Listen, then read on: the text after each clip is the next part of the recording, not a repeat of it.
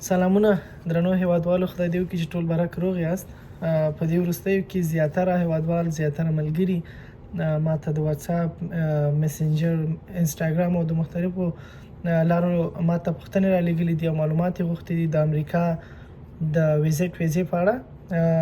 ما خپله هم ډېرې زیاتې ویډیوګانې په ټیک ټاک او په نورو سوشل میډیا کې وکتلې چې زیاتره ملګري د 2024 کال د ټي 20 کرکټ کوم ورلډ کپ چې دی د هغې په اړه معلومات له دوستانو سره شریک کړي وو. ولې دا خبره رښتیا ده، حقیقت لري. زموږ هیوادوال کولی شي چې دغه د راتلونکي ورلډ کپ چې کوم دی د ټي 20 چې د امریکا او ویسټ انډیز کې به په ګډه په دې دواړو ځایونو کې به مختلف میچونه ولري. نو دغه ورلډ کپ د جون د 4 نه د جون د میاشتې تر 13 تاریخ د 2023 کال پورې دغه تورنمنت دی.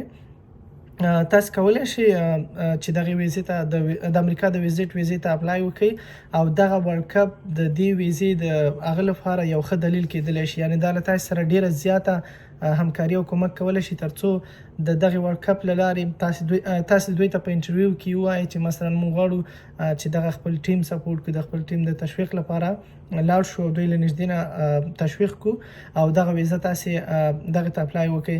د ویزې خپل شرایط تاسو کتلی شئ د امریکا د یو سی ایس په ویب سایټ کې مو ګورئ، خو هغه بیسیک کوم ریکوایرمنټس چې دي، کوم شیان چې ضروری دي، هغه دا چې باید تاسو پاسپورت ولرئ او ورسره په څنګ کې یو عکس او د امریکا د ویزې لپاره چې نان ایمیګرنټ ویزا ورته ویل کېږي. تاسو چې کله اپلای کوئ دغه کوم اپلیکیشن چې سبمیټ کوئ د ډي اس 160 په نامه، نو هغه فورم یا هغه اپلیکیشن باید تاسو سبمیټ کړئ. ورسره په څنګ کې د دغه امریکا د ویزې تقریبا $115 فیس دی چې باید هغه تحویل کړئ او تاسو کوشش وکړئ چې خپل د بانک سټیټمنټ یا فرض مثال داسې نور کوم هغه ضروري شیان چې دي دغه ویزې د اپلیکیشن لپاره د دغه ویزې د کوم ریکوایرمنټ چې دي هغه ورته برابر کړئ. اوس هم وخت شته، تقریبا 15 میاشتې وخت موږ لرو چې ځان ورته برابر کړو دغه ویزې ته کوم شرایط چې دي په هغه شرایطو ورته ځان برابر کړئ.